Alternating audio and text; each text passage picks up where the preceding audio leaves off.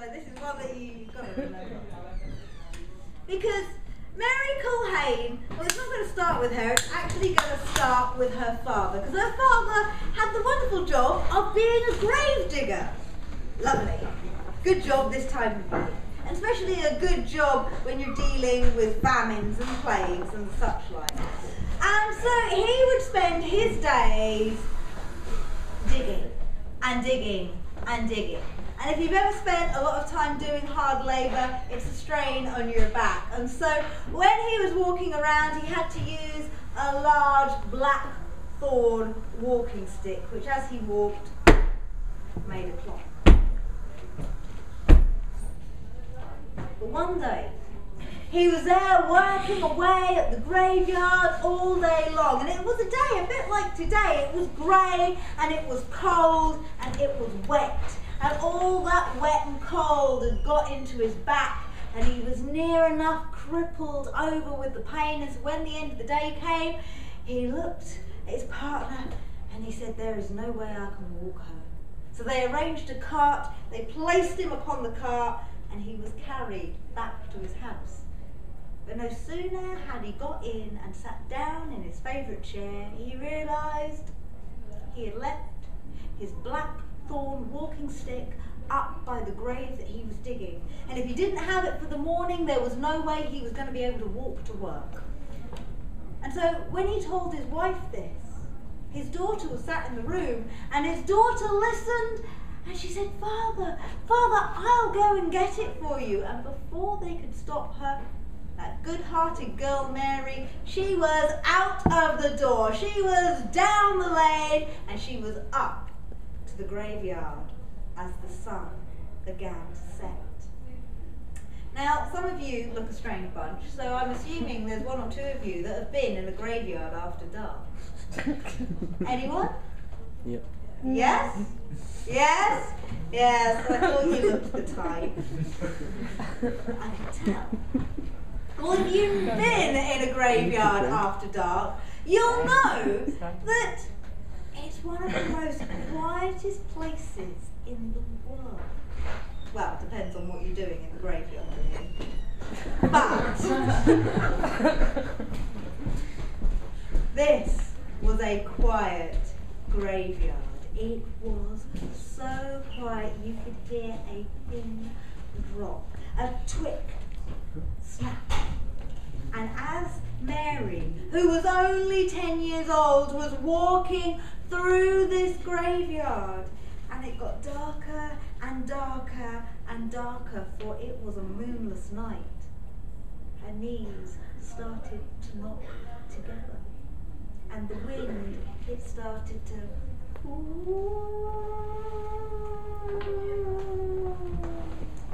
and the branches on the trees started to rub together with it. Owls in the background started to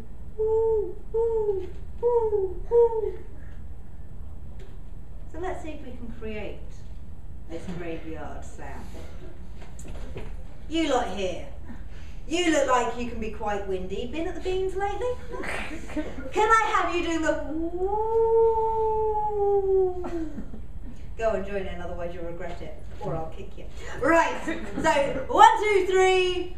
Woo. Very good. Round of applause, ladies and gentlemen. Now the rest of you don't get off lightly before you're all sat there going, "We're in the back of the dark, she won't notice us." Wrong. You lot back there clumped on the sofas thinking you're all nice and comfy and out of sight. I want you to be the branches with that So can we have a practice after 3? 1, 2, 3.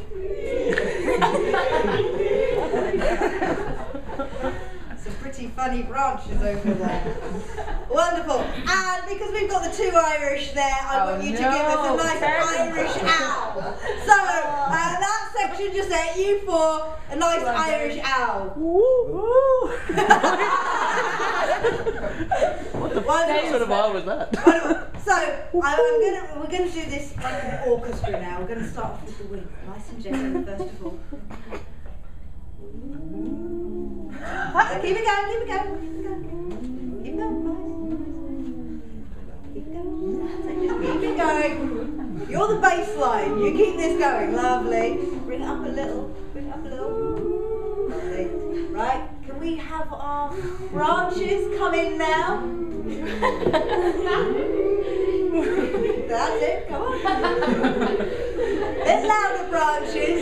You've got to get over the wind. Nice. Keep it going. Keep it going. Lovely. Bring it up a bit there at the back. And now, intermittently, can we have our owls? Come on, Sean. Keep it going. Another owl.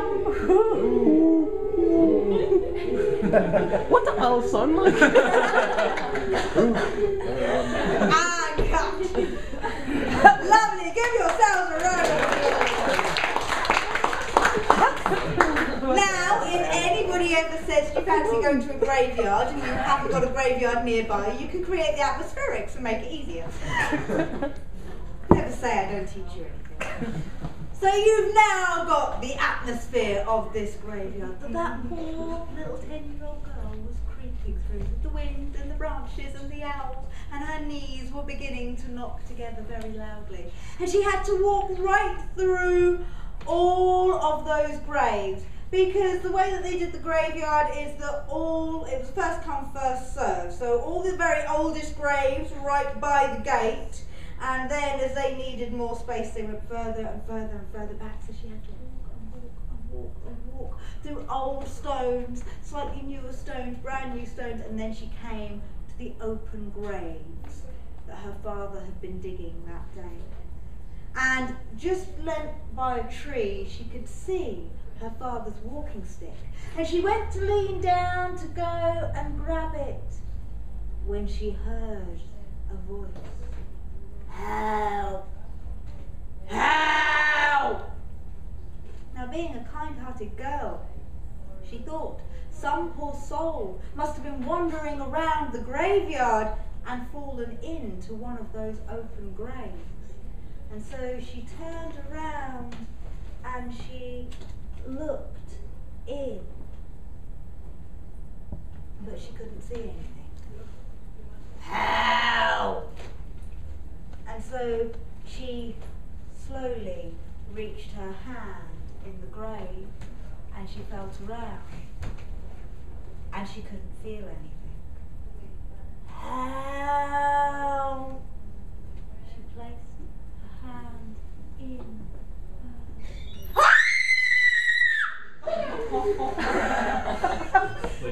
Something grabbed hold of her arm. It started to drag itself out. And as she turned around, she saw what I can only describe as a thing. An undead creature with flesh falling away as it wrapped its legs around her waist and wrapped its arms around her throat. Mary, Mary, now you are mine. Mary found that she couldn't move her body. She could not even breathe without the creature commanding her to do so. And so when the creature said, Mary, Mary, go to the village, she found that her body started to awkwardly move with this thing wrapped around her, glaring and whispering into her ear. And the stench that came from it turned her stomach. She wanted to vomit, but she couldn't. This creature was stopping her, and so it was almost choking in her throat, and still she walked. And when they got into the village, the creature made her go up to each and every doorway, and as they went up to the doorway, this thing sniffed at the door. No! No! Next one! And so they went to the next door, and the creature would sniff again. And after about the third or fourth door, Mary managed to find her voice, and she said, Why? Why are you sniffing at the doors? I'm trying to find one house that contains no Bible and no holy water. And so they carried on walking around that village late into the night, until finally they came to a house that Mary recognised. It was the home of some of her friends, 3 small boys about her own age. And when they got to that front door, yes, yes, Mary, this one, go in, go in. And she tried ever so hard not to, but she found her hand pushed against the door, and she soon found herself in the kitchen. Pick up a bowl. So she grabbed a bowl, and the creature commanded her to walk up the stairs, step by step by step. And with each step she could sense this creature getting more excited as he gripped harder, digging into her flesh. And she saw the boy's bedroom door, and the creature commanded her to go there, and the door swung open with a... Well, it is a ghost story after all. And she went inside. And the family were poor, so they had one single bed which all 3 boys crammed into. And as soon as she reached the side of the bed, the creature from out of nowhere pulled a knife and placed it in Mary's hand. Mary, Mary, take their blood.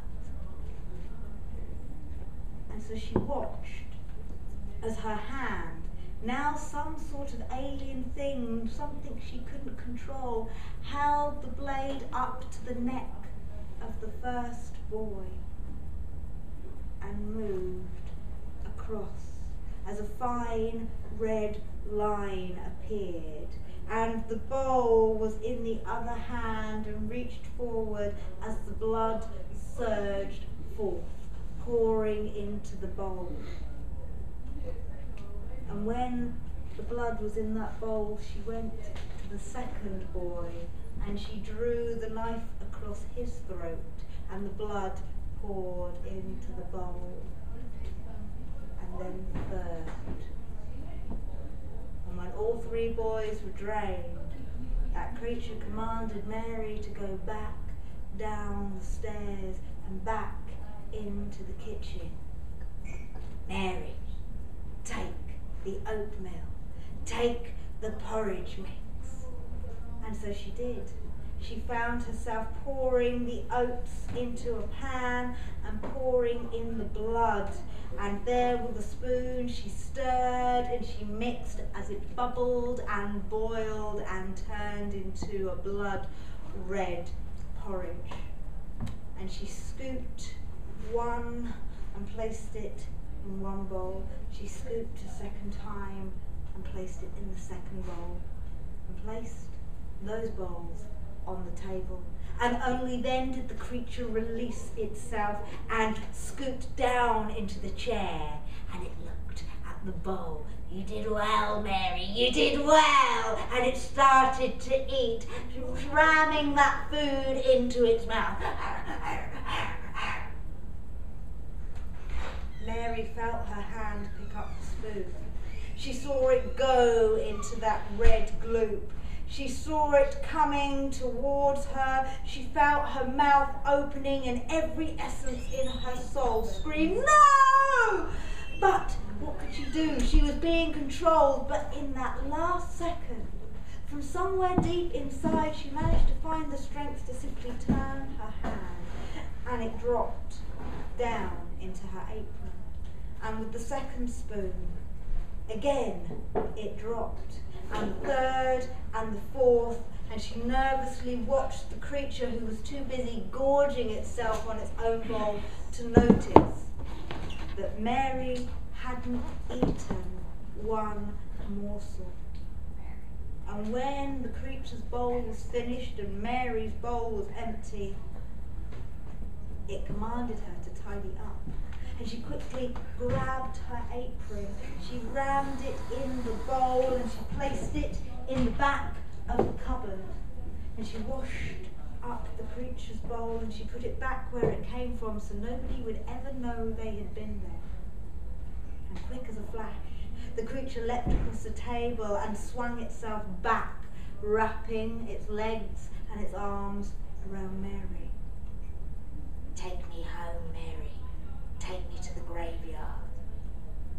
And so Mary stepped out of that house. Knowing what was left upstairs in that room, she stepped out and she started to walk back through the village. And a tear rolled down her cheek. "Why do you cry, you silly girl?" "My friends, are they dead?" "They might as well be. The only thing that will save them now is eating their own blood in that porridge. But we've eaten it all up, so they are dead." And Mary kept walking. And as they continued walking, Mary saw the creature shift and wriggle, and it said, "Mary, do you see those hills? Do you see those fields all around that people call the haunted hills and the haunted fields? Well, that's because that's where I keep my gold. That's where I keep my silver." "Why are you telling me this?" said Mary. "Because, child, you are coming to the grave with me as my bride." And with that, Mary forced her feet to go as slowly as possible. Well, you would really. It's not the marriage proposal that you were hoping for, that every young girl dreams of. But as she walked, all of a sudden there was a cock-a-doodle-doo! And the creature gripped on tightly. "Faster, Mary, faster! The morning is coming!" And Mary could feel how frightened this creature had become. She now knew its weak point. And so she calmly said, "That's not the crow. That's not the cockerel calling. That's just a dog barking."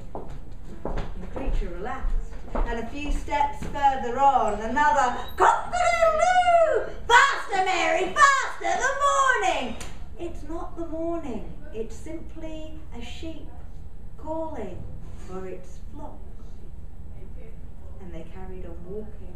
And finally they came to the edge of that grave, and the creature swung itself in and tried to drag Mary down, and they pulled and they tugged and they pulled and they tugged, and finally, cock-a-doodle-doo! The third crow called, and the sun came up, and the light shone down, and that creature screamed and yelled as it burst into flames. And there was nothing left but ash.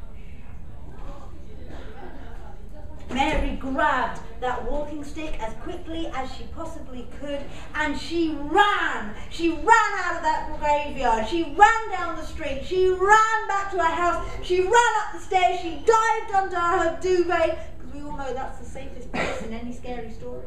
And she pulled the duvet up over her head. And so tired was she from all of that effort, she soon found herself falling into a deep sleep. And she probably would have slept all day had her mother not woken her about lunchtime and said, "Mary, Mary, are you all right? You've slept all morning. I have bad news. Your friends, they are dead." And she knew in an instant that what she had hoped for that split second as she woke up, she'd hoped may have been just a dream, a horrible nightmare, had actually been true. She saw her boots in the corner of the room covered with dirt and mud. She got herself up, she washed and she dressed, and she took a slow walk into the village. And she went to that house and she knocked on the door, and the boy's mother was there weeping. "Mary, Mary, this is no place for a girl. This is no place for a child. You must leave." But Mary wouldn't. She stood there and she said, "I know how to bring them back. Oh, don't talk such nonsense, Mary, you're just a child. I know how to bring them back. If you promise me all the haunted hills and all the haunted fields, I will bring your boys back. And it might seem like an impossible task, and if the same thing happened to you, you might have turned that 10-year-old girl away, but a mother will do anything for her children. And any small glimmer of hope was enough for that mother to take. And so she opened that door up and she said, Mary, what do I have to do? Mary said, leave. Leave this house and lock this door, and I will knock 3 times on the back of the door when it is safe to enter. And so that's exactly what the mother did. She walked out of her own house, she locked the door, leaving only Mary and the dead bodies of her 3 sons upstairs. And as soon as Mary was alone, she went back to that cupboard, she pulled out that bowl, and in it was still that apron, now soaked blood red with the porridge. And she ran up the stairs, she ran into the bedroom, and she rubbed first of all a bit of the porridge across the neck. And miraculously, that line, that cut, healed. And she took a scoop of it, and she opened the boy's mouth, and she pushed the porridge in, and she closed it down. And she did the second, and she did the third, until it was all gone. And she waited. She waited what seemed like years, but was only a few seconds. And all of a sudden she saw the first one twitch, the second one sigh, and the third one breathe. And the boy's eyes opened, and they adjusted, and they saw, Mary! A girl! What are you doing in our room? Get out! Get out! Mum! And Mary ran down the stairs and she knocked at the door, and Mum opened up the door. She ran in, she ran up the stairs, she saw her boys, now full of life and rosy cheeked, where 10 minutes earlier they had been stone cold and blue. And she wrapped her arms around her boys and she cried, Mary, Mary, the hills and the fields are yours. And so Mary told her father never to dig in the graveyard again, but now to dig in those hills and those fields. And it wasn't too long that his spade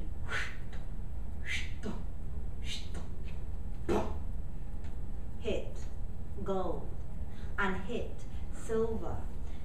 And soon that family had enough money to build a large house. And as Mary grew up, the oldest of the 3 boys, well, he married Mary. And they lived in the haunted hills, in that fine house with that gold and that silver.